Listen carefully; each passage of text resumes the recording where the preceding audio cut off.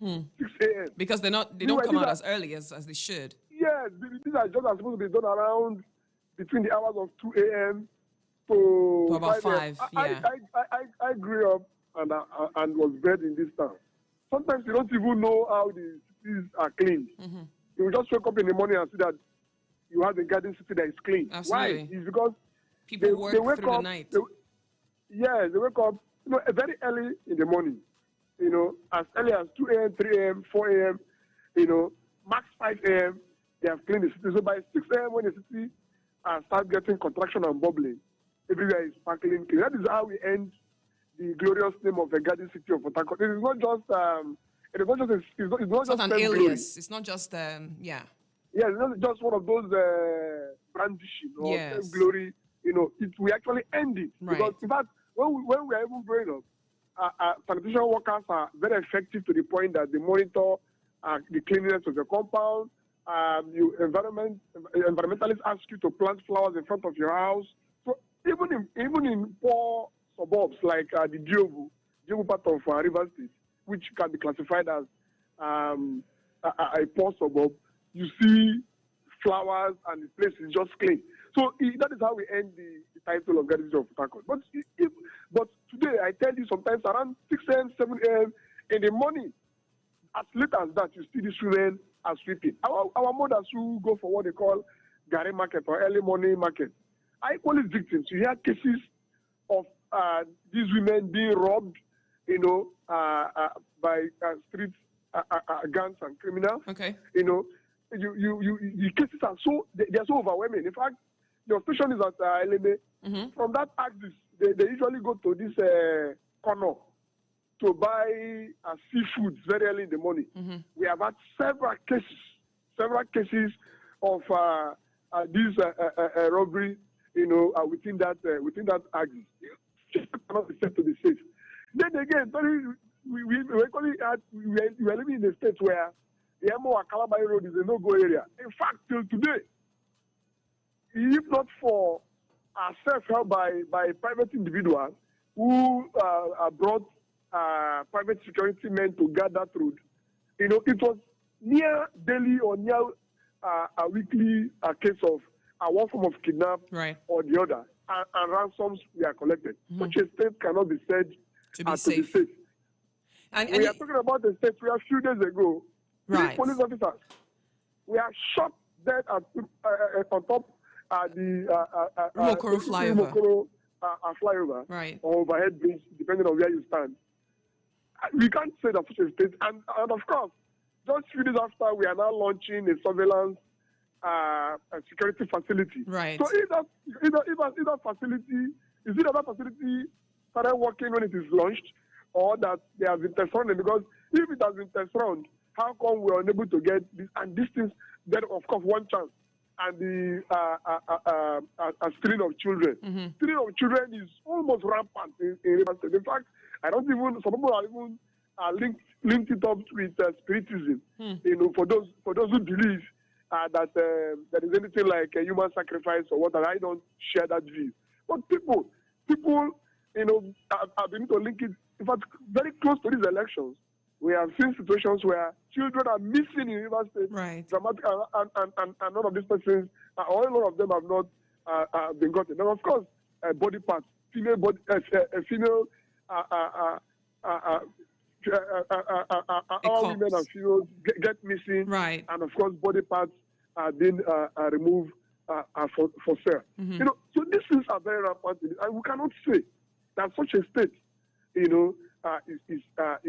safe. And what is worse is that it's coming from the governor, happen, and you don't even hear any comment from either the governor or the Rivers State government. Pathetic, I must say. So do you hold the opinion that he's probably trying to sound politically correct, or he's not in touch with the actual reality on ground? I doubt if he's not in touch with the reality on ground, because by virtue of the way government work, government gets the most of information. Right. Either from DSS, or from even gossipers, party men who, by virtue of the way government works, government gets all the information. Right. That government refuses to take action is It's Either not the because they're not irresponsibility of aware. government. Right. Yes, yes. It is because of what I term as irresponsibility on the part of government. So I think I will go with being politically correct. Okay. Now, this press release also cited the clampdown on democracy, saying that democracy is under siege. And I haven't really had the chance to get your opinion on the executive orders 21 and 22. What do you think? Well, for us in the civil society and the human rights space, Yes. We have been deliberating on this issue since it started. Mm-hmm. But again, within a short amount of time, we are going to come out with a clear-cut position. Okay. However, from our own end, from our history, when the governor started dishing out these executive orders, even during the COVID period, our position is that it is illegal. It is illegal to the extent that all the powers of the governor is qualified in law. By that I mean that the office of the governor and the River State government is a creation of law. The governor cannot go about as if he's a military dictator. He cannot, in a civilian regime, in a democratic regime. In fact, I have said severally that what we have here is not democracy. What we have here is at best civilian dictatorship. The governor cannot, in a democracy, wake up without any existing law, begin to issue out executive orders that we as we call it military decree. But they will disagree. They will disagree that there were existing laws, and so these executive orders are supposed to stand on those existing laws. Exactly the point. Look at the point. The point is this: what are executive orders? I think you have to be clear. Executive orders have their roots. Executive have their roots in the U.S. Because executive orders have their roots in the U.S. Right. Where the U.S. president issue a certain executive orders. But go and look at all the executive orders. They are rooted in law. What that means is that the parliament, the legislature, will make a law. Now, when the legislature make a law at different levels, so for example, either at the National Assembly level or at the State Assembly level or at the local council level, then the executive, the head of executive, will now give a directive how that law will manifest. Do you understand what I mean? Yeah. As in fact, executive orders, the way by its clear meaning, is administrative procedure. You understand? Just giving flesh. Right. Giving flesh to what the legislator has said. But ask yourself, most of these laws the governor is, especially the ones bordering on politics and political activities, go and check it. Where is it deriving its powers from? And again, let me say this: the State Assembly cannot make law on issues concerning electoral activities. They cannot. Do you know why they cannot? Why? They cannot because it is an issue that the National Assembly, that's put in simple terms, the federal government have legislated upon. Do you understand? Once the federal government have legislated upon an issue, once an issue is on the exclusive list, the state assembly cannot legislate on it. The only thing they can do is to domesticate that thing. You understand? To domesticate it, yes, either at the state level or at the local government level. You understand? You cannot see. And as far as electoral matters are concerned, issues around campaign, issues around what have you, all of these things are within the purview of the National Assembly. That is why, in my opinion. All right. That is why, in my opinion, I think that the government was even smart not to take it to the House of Assembly to make law. They intentionally refuse to take it to the Assembly to make law because they know that if they do that, it will amount to nullity. So the governor, in my own opinion, just went about, started dishing out what I call a military decree. But a lot of things are equally, like I said, in the coming days, we are going to take a very clear position on this matter. Okay. But something disturbing has even happened beyond even the executive, the military decree. what the University governor calls executive order. What has even happened is that they have succeeded in shrinking the civic space to the point that People who say that, okay, Oga, this law you have made, we will not agree that we are going to protest against it. We have had situations where it is even said that those people don't even have the right in a democracy to protest. I want to believe it is a lie. I want to believe that the people who said that misquoted government. But let me put it very, very clear that protest is a fundamental right of citizens. The Commissioner of Police should know this. The IG of Police should know this. The River State Governor, the River State Government should know this. That protest is a fundamental right, and this right has been given zest by the Court of Appeal in the popular case of ANPP versus IGP. That is the General of Police. Where the Court of Appeal said that even where you suspect that there is going to be violence, you still allow it happen.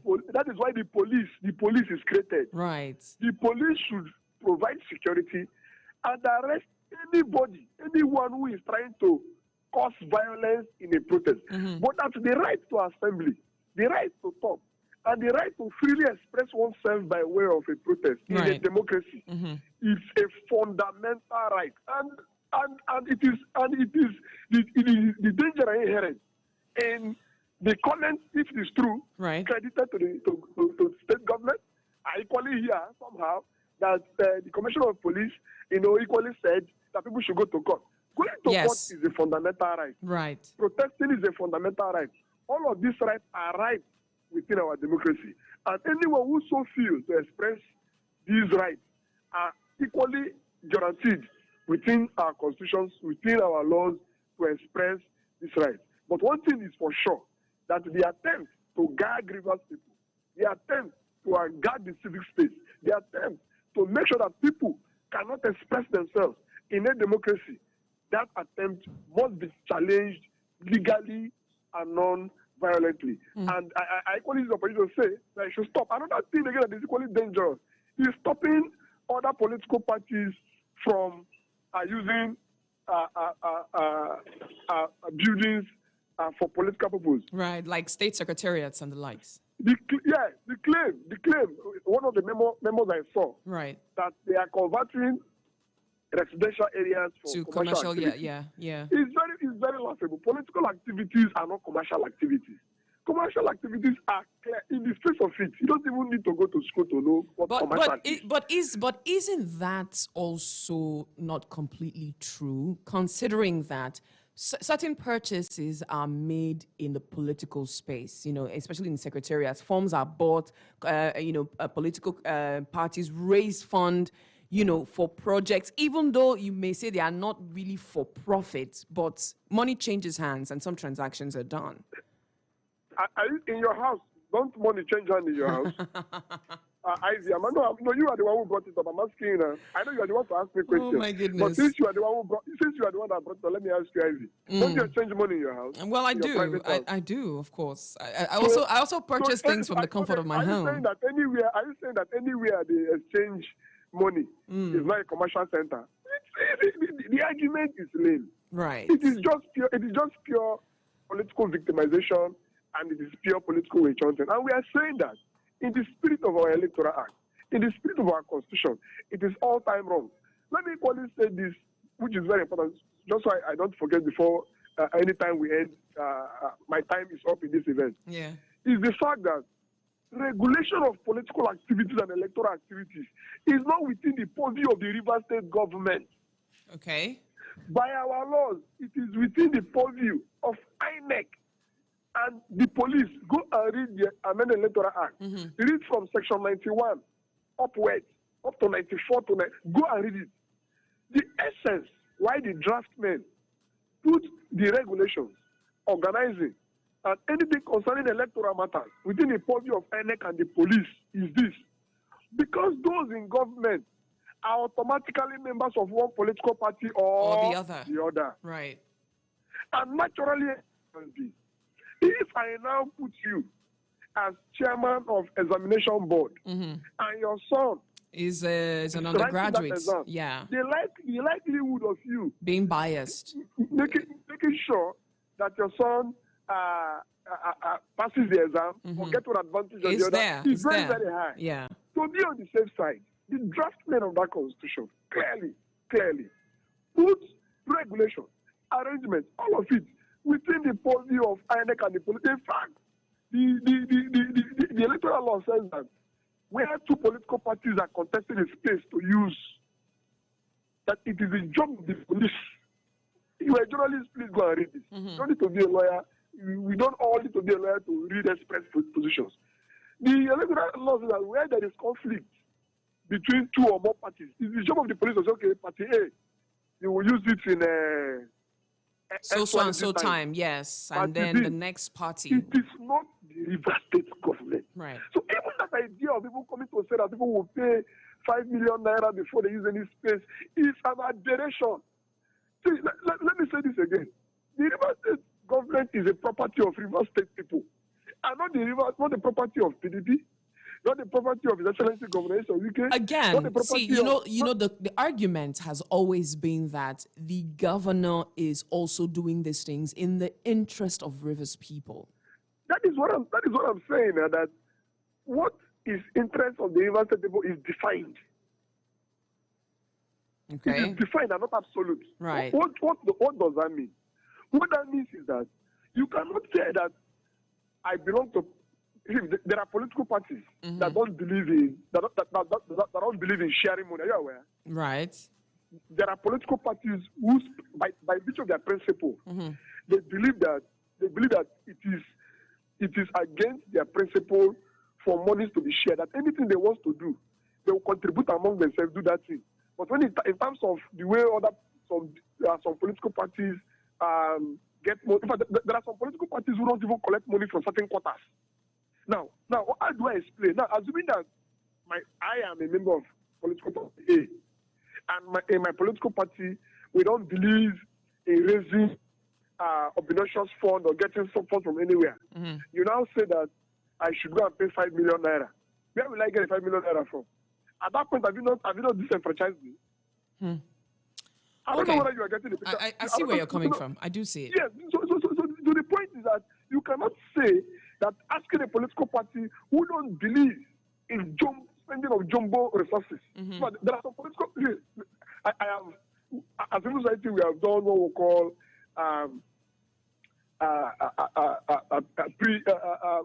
pre-election activities where we interact with certain political parties and their ideologies. Yeah. I have come across some political parties, that will even tell you that they will never go and hire people, go and hire crowds to go and fill a stadium. Well, no political party ever agrees to hiring crowds. No political party ever agrees.